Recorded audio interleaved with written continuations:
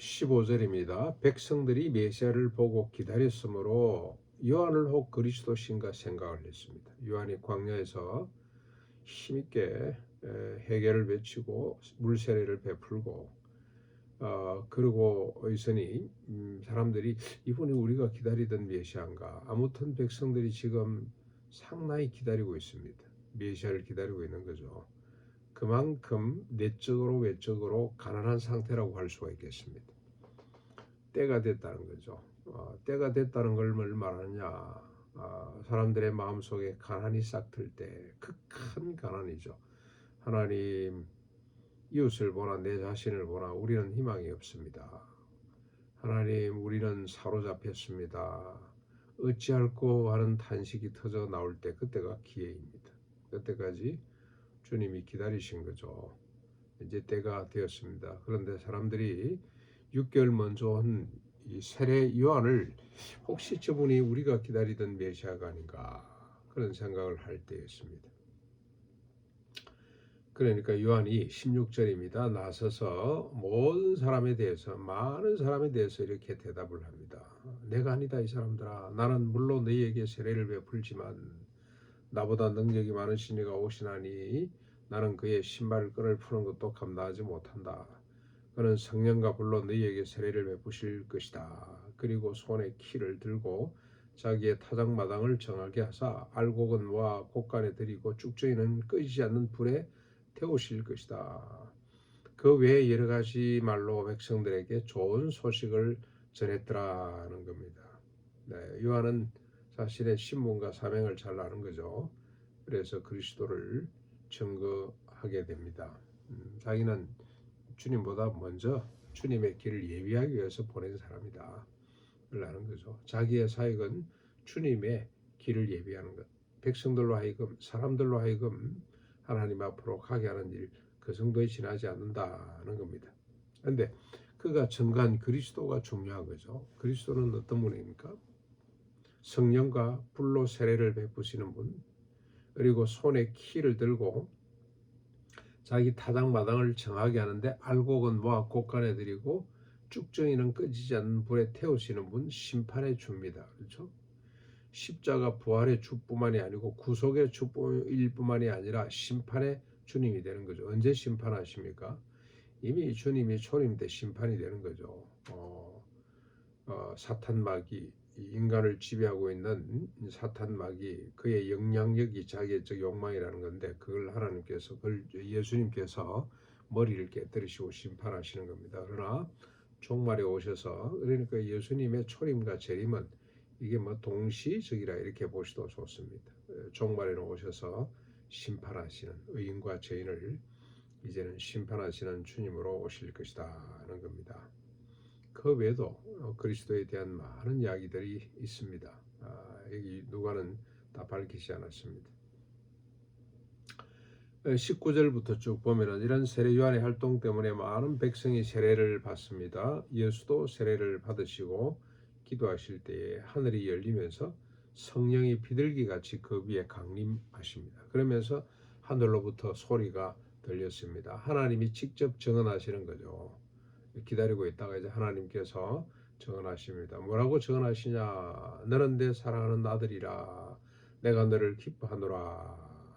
그렇게 말씀을 하셨습니다. 그리고 가르치기를 시작하시는데 나이가 30세쯤 되었더라. 주님이 30년 동안 기다린 거죠. 조용히 부모를 떠받들고 받들어 섬겼고, 그리고 아마 이제 청년이 되고 해서부터는 아버지 목수의 업을 이어서 아마 목수로서 30세까지 살았을 겁니다. 그런데 헤롯이 요한을 옥에 가두어 버립니다. 그리고 결국 그의 목을 베는 거죠. 헤롯이 그의 동생 아내 헤로디아를 취한 일과 모든 악한 일을 요한이 계속 지적을 하고 책망을 했기 때문에 그냥 그를 무슨 빌미를 만들어 가지고 옥에 가두고 결국 목을 베버리고 맙니다. 이 세례 요한의 사역은 짧게 끝났습니다. 예수님께서 십자가 지시고 부활하시는 것까지 보지 못하고 예수님을 그냥 속에 예수님이 등장하시자 바로 사라져 버리게 됐습니다. 예수가 어떤 분입니까? 친히 세례를 받으시는 분이죠. 세례 요한이 처음에 거절을 했잖아요. 내가 어떻게 주님께 세례를 베풀 수 있냐? 아니다. 하나님의 말씀대로 육신을 가진 인간으로서의 자신의 책임과 낮아짐을 철저히 지켰던 분이 예수님이시죠. 하늘로부터 증거를 받으신 분, 직접 하나님이 너는 내 기뻐하는 사랑하는 아들이다. 사역을 시작하시면서 이렇게 하나님이 증거해 주셨고, 그리고 베라산에서 또 한 번, 마지막 십자가상에서 또 한 번 하나님이, 우리 예수님이 하나님의 아들 되심을 증거해 주셨습니다. 네. 베라산에서 증거하신 내용은 뭡니까? 예수님께서 처음으로 십자가 부활에 대한 이야기를 하시고, 그리고 누구든지 나를 따라오려거든 자기를 부인하고 십자가를 져야 된다는 그 말씀을 하고 난 이후에 하나님께서 베라산 가운데 영광 가운데 나타나셔가지고 그건 제자들도 들었습니다. 제자들도 같이 듣도록 증명을 해주셨습니다. 이는 내 기뻐하는 자요 사랑하는 아들이다. 이렇게 증거하시는 이유가 뭡니까? 제자들을 설득하기 위해서 너희는 그의 말을 들으라. 그의 말을 들으라. 십자가 부활의 말을 듣고 거듭나서 이제는 다시는 자기 자신을 위해 살지 않고 오직 주님을 위해서 자기를 부인하고 십자가를 지는 그 말이 진리라는 것, 그 말이 내 아들이 했다는 말, 그 말을 들으라고 한 거죠. 들으라. 그리고 지금까지 해왔던 말, 산상보훈의 가치, 그리고 복음에 대한 여러 가지 말을 너희들이 잘 들으라라고 증명을 하실 때 하나님이 친히 나타나셔서 예수 그리스도가 하나님의 아들 되심을 증명해 주셨습니다. 이제 23절부터 쭉 마지막 절까지는 예수님의 족보에 대한 이야기입니다. 사람들이 아는 대로 예수의 위는 요셉이요부터 시작됩니다. 요셉 위에 헬리, mat단, 레이, 멜기, 얀나, 요셉, 마따디아, 아모스, 나훔, 에슬리, 낫게, 쭉쭉쭉쭉 올라가서 이제 유다, 그 다음에 야곱, 이삭, 아브람, 데라, 나홀, 스룩 쭉쭉쭉 올라가서 에녹과 말랄렐, 그 다음에 에노선, 셋, 아담, 어디까지 올라갑니까? 하나님까지 올라갑니다. 하나님, 예수의 족보를 쭉 이야기하는데 예수의 아버지 요셉부터 시작해서 쭉 위로 올라가는데 다말 유다도 나오고 야곱도 나오고 다 나오죠. 다윗도 나오고 쭉쭉쭉 셋과 아담과 하나님까지 올라가게 됩니다. 김용기 장로님이 참 이 구절을 좋아했던 것 같습니다. 한 번은 서울의 어느 유명한 대학에 강사로 갔다가 복음을 전했죠. 그랬더니 사람 학생들이 막 비아냥거렸어요. 하나님 보여봐라. 강의를 마치고 나오는데 따라 나왔던 것 같아요. 이게 얼마나 참 당돌합니까? 하나님 보여보세요. 그랬더니 그래 날 따라가자. 내가 잠시 후에 하나님 보여주마. 그래서 총장실 마지막 인사하고 나오면서 그 총장실 가면 옛날에는 큰 거울들이 있었거든요. 옛날에는 그게 멋있었던 모양입니다. 거울 앞에 세워놓고 누가 보이냐? 내가 보입니다. 너는 누굴 닮았냐? 아버지를 좀 닮았습니다. 너는 아버지는 누굴 닮았냐? 할아버지를 닮았겠죠? 된 거죠. 그랬더니 엄마 닮았겠죠가 뭐냐? 닮았으면 닮았고 뭐 해야 되지. 그래서 쭉쭉쭉 올라가서 네 그 조상들은 누굴 닮았겠냐?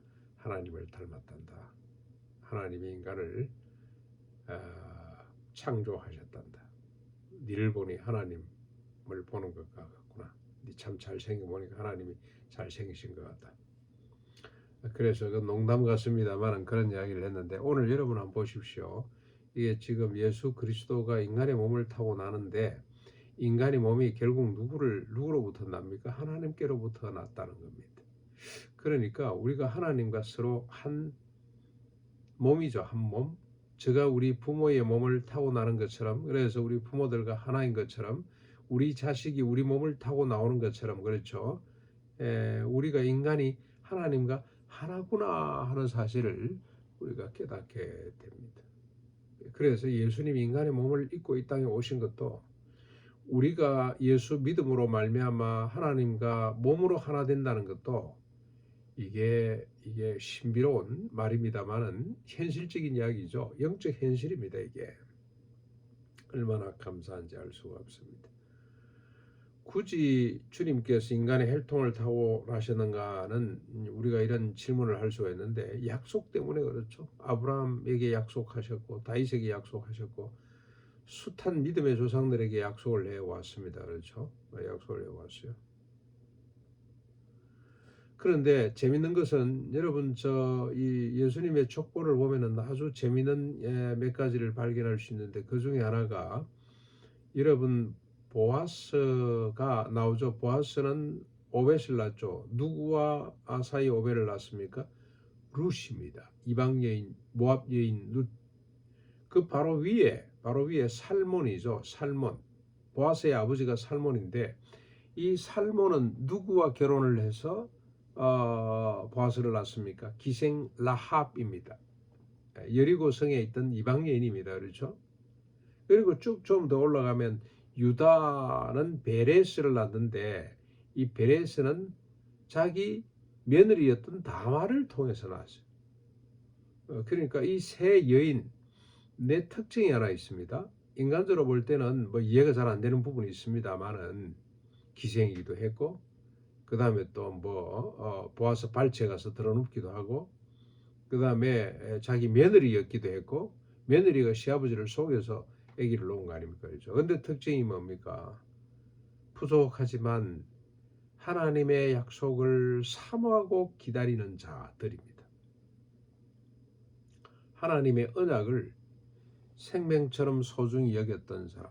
그래, 사람은 아니지만 근데 족보에 들어가지는 않았지만은 예수님 당시에 가장 예수님을 사모하고 기다렸던 여인이 또 하나 있죠. 사마리아 우물가의 여인, 이름도 알 수 없습니다만 여인입니다. 그렇죠?